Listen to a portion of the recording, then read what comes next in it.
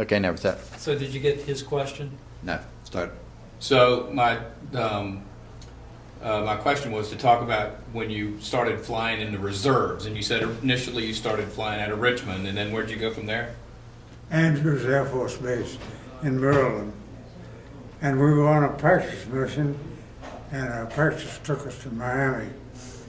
And while we were there, we were contacted by our headquarters to go to West Palm Beach to pick up some cargo. So there were two airplanes, and we both went to West Palm Beach, and we waited around, and here comes the cargo.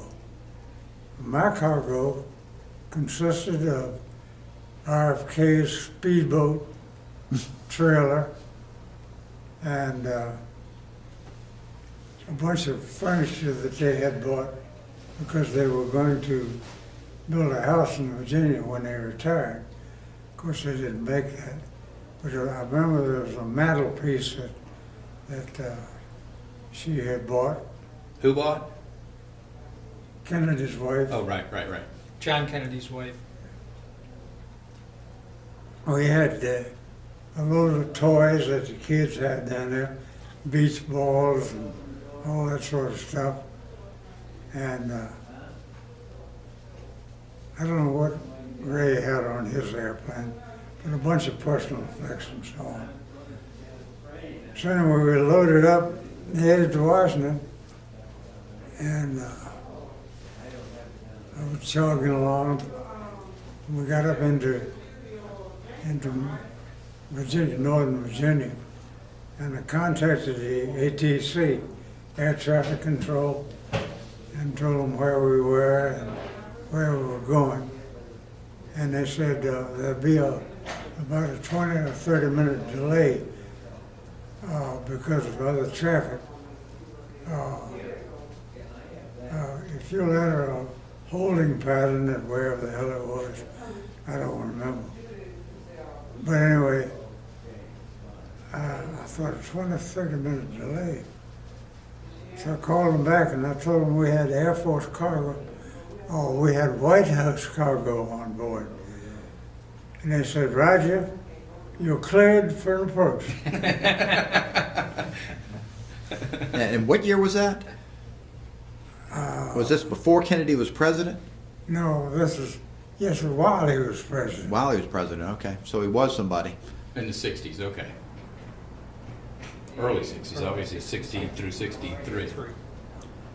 So you can narrow it down pretty closely.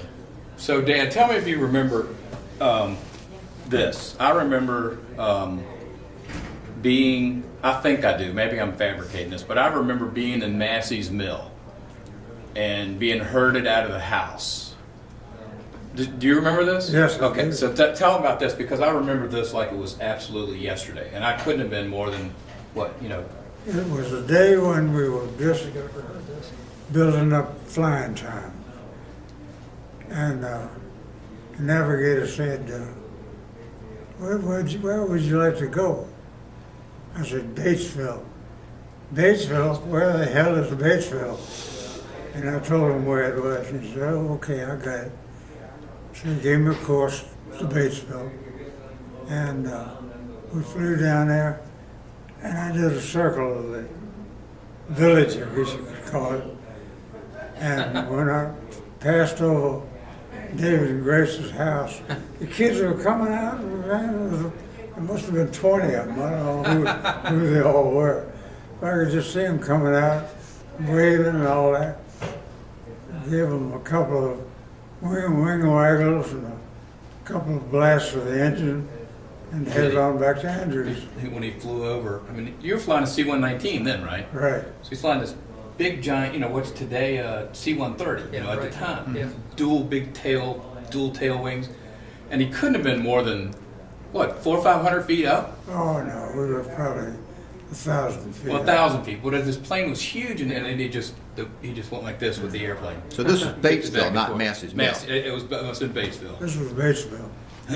Okay. And did you weren't able to radio to anybody that you were doing this, so somebody had to spot you and then start getting people motivated to get No. outside. We were very quiet. No radio. It's like one night over Richmond, we came down and we flew over the West End and headed on back to D.C. And the tower called us and said, "Do you see any other airplanes up there? Somebody's making noise over the West End of Richmond." I said, "No, we don't see anybody." And it was you? It was us.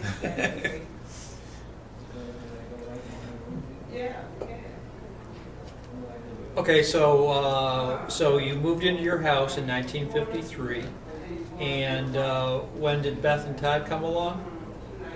Lord have mercy, I don't know the birthdays. I used to keep up with that stuff. Well, Todd can help, I'm sure. Yeah, so I was born in June of 58, and Beth was born in December of 60. 59. She was 60. I was 58, she was 60. We were Oh. 2.5 years apart Okay. to the day. And when did you start working at Bellwood?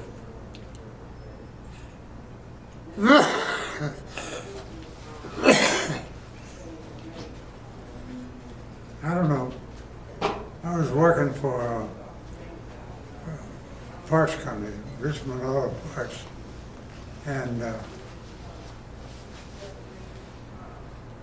one of my fellow workers was a reservist also, and he said, "Why don't you come on down to Bellwood and get a job?"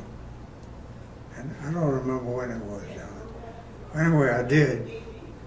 And when I went to work down there and got my first paycheck and realized how much money I was making, I thought I was a millionaire. I was making $5,000 a year. That was big money back then. Certainly was. So, Dad, before Andy got here, when Uncle David and Grace, you were telling us about when you went to work for Richmond Auto Parts and how much they paid you. How much was your first salary when you were working for them? I don't remember the weekly salary, but it was $5,000 a year. No, at Richmond Auto Parts. That's right. Were you making? Oh. Were you making Lord, I don't know minimum what I wage? was making down there. You said 37 cents an hour or something. Remember that you were telling me? No, I went to work for another outfit. Oh, okay. All right, my For bad. 35 cents an hour. This was before Bellwood. Yeah. Right. Yeah. $5,000. Do you ever remember going to Sherando Lake when you'd go up to Nelson County? I didn't grow up in Nelson County, but we were married and we went over there one time. Yeah. And did you go with a group of Mahones? Or? Okay, all right, because I've got a bunch of pictures that David says he thinks is Lake Sherando. Mm-hmm. And so, did anybody have any children at the time? Oh, yeah. Okay, so two men are carrying a baby bassinet or something. I think Frances Mahone had the baby at the time. It must have been Brenda, I Yeah, it would have guess. been Brenda. And I think she was also pregnant at the time. And the road to Sherando was quite a rough road. Oh gosh, I imagine back then. And we had to drive slowly to keep from jostling a oncoming baby, which was probably Barbara. Hmm. So, do you remember who might have been in that group? No. If would Frank have been part of the group? Probably, but I don't remember. Okay. I know Ms. Mahone went with us. You said was or was not? Hmm? Was or was not? She was. Oh, she was. Okay. In fact, I'd get up to about 40 miles an hour on the road, and she said, "Hey, you don't have to drive so fast." can hear Grandma now. So let's talk a little bit about Grandma Mahone and your mom. What would you like to share with us about those two women? My mom? My mom was a quiet, Italian-speaking, great mother. She looked out for me very well and helped educate me. And she belonged to the Elks Club, I remember that. Dad belonged to it, and she was one of the lady auxiliaries, so to speak. And she became secretary of the club, and she stayed with that for a long time. She also belonged to a club, Italian club, called the Merrymakers Club.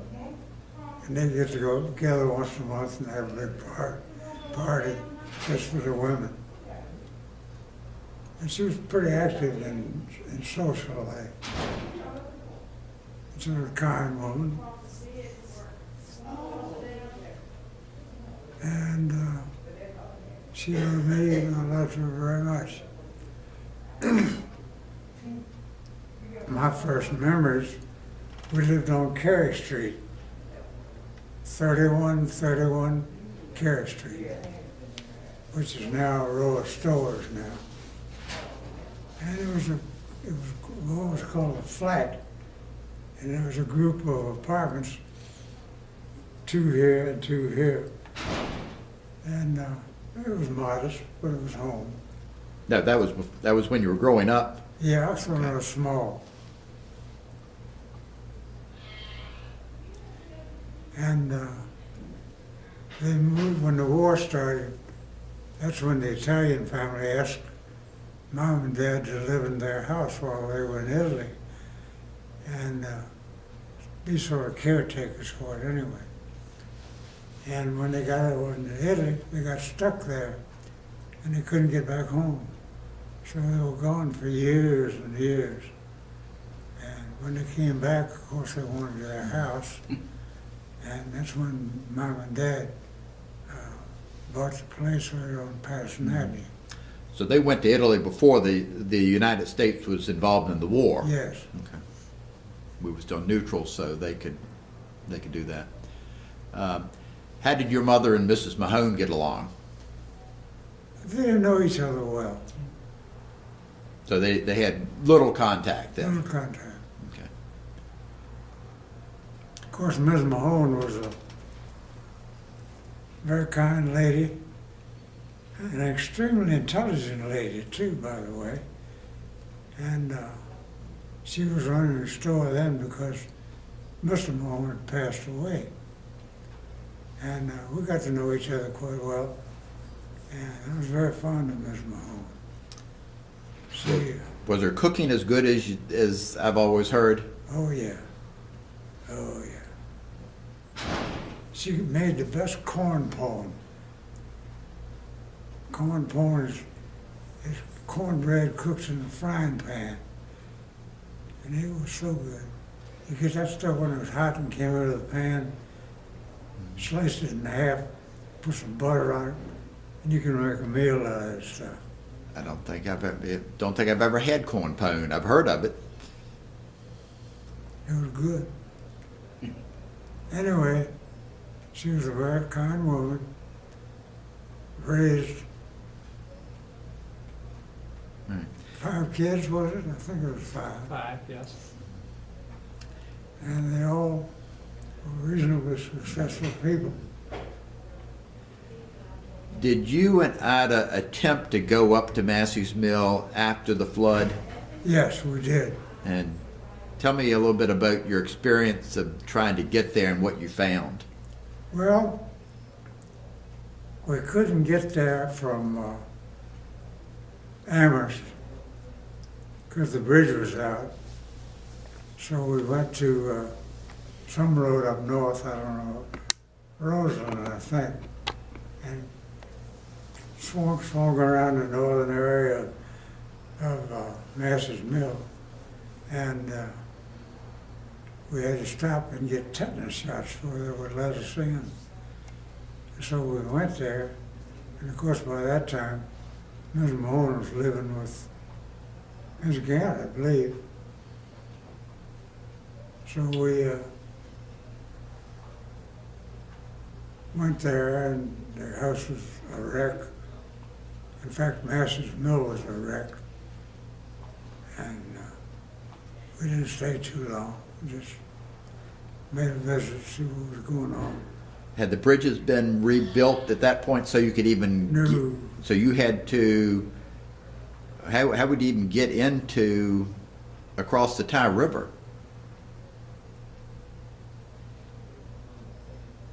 The bridge on, was it 56 that runs down there? Yeah, 56 runs through Massies Mill. That bridge didn't wash out. But the bridge in Massies Mill had washed out. And I think we had to come down around through Roseland and get on 56 North and come down and go back down through Jonesboro. Oh, okay, maybe the Jonesboro Bridge was still there. Although it's hard to imagine any of those bridges that any of them were still there. It was a mess. It's a mess. So how long did it take before you even attempted to make that trip? It was just a few days. All right, so it was probably... We got up there as soon as we could. Was that before David had been able to make it? And I think David had already made it. Okay.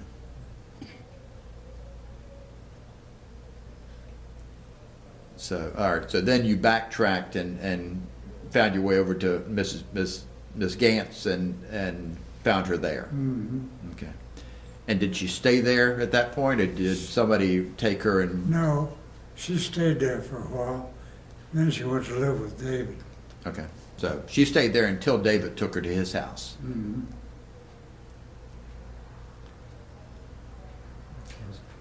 I have an ancient newspaper that you might actually look at, but it's brown from age, very hard to decipher. But if you'd like to look at it, well, I'd be glad to let you have it. Yeah, I'd love to see that. Phillip Mahone sent me some pictures that were in the newspaper from that era, but it didn't have the story. It just had had those pictures because he was trying to say who lived in what house that had been destroyed, and that was because I had a aerial photograph that had been taken towards the end of the month that showed those houses, and so he was identifying whose houses they were, and one of them was his house, or at least the house they had lived in the 40s. I'm not sure what time when they left Massies Mill. You said his father died in the mid-40s sometime, or the late 40s sometime. So, and they had probably left by that time. Well, the picture of the Mahone house in the newspaper is an aerial shot, and you really can't identify it. So what you have has an aerial shot of the Mahone store as well. That may be the same one that I have now, which if you look at it closely enough, it is identifiable. Yeah. Because all the key features are there. You just have to realize what's missing for the picture. And what you really have to have seen to understand the devastation is probably the inside of the house, to see the mud that had been built up and the damage that had been done. We took possession of 8 dining room chairs that belonged to Ms. Mahone, and they were in pretty bad shape. I found some guy that was restoring antiques, and these weren't really antiques, but they were old chairs, and they had rush bottoms to them. And he said when he took the rush off, there was mud in the seats of those chairs. And we still have the 8 chairs, and I hope that Todd will take 4 of them someday, and Beth will take the other 4. I didn't know that. I didn't know those chairs were Yep. from, Those wicker chair or Yeah. Not Wicker, not with the Rush. yeah, Rush, right. And did the man who, when he restored them, give you an idea of when those types of chairs would have been made? No.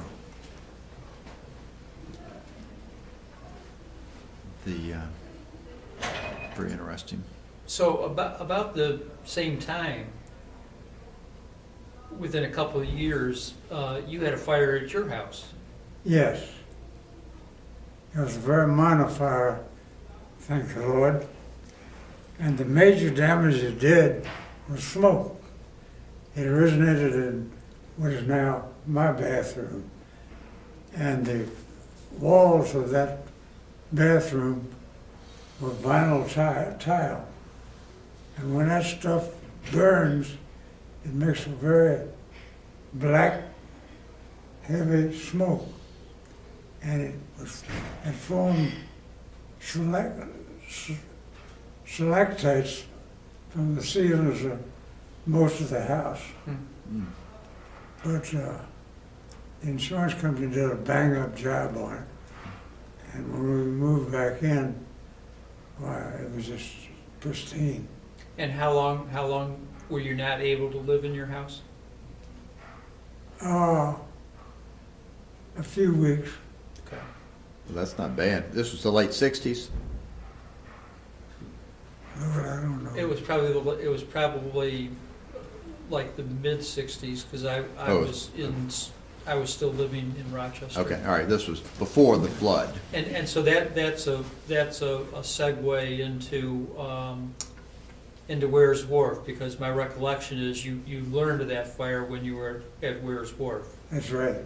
And so could you spend a couple moments talking about Ware's Wharf and family?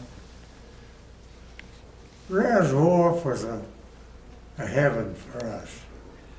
It was about 5 or 6 miles east of Tappahannock, and it was not even it was sort of a community there. There were a few houses, but nothing big. And it sat on the bank of the Rappahannock River, and we went down with our children and had a ball. At that time I was driving a 64 Plymouth station wagon and a 64 Corvette. And we took 4 bicycles down, a big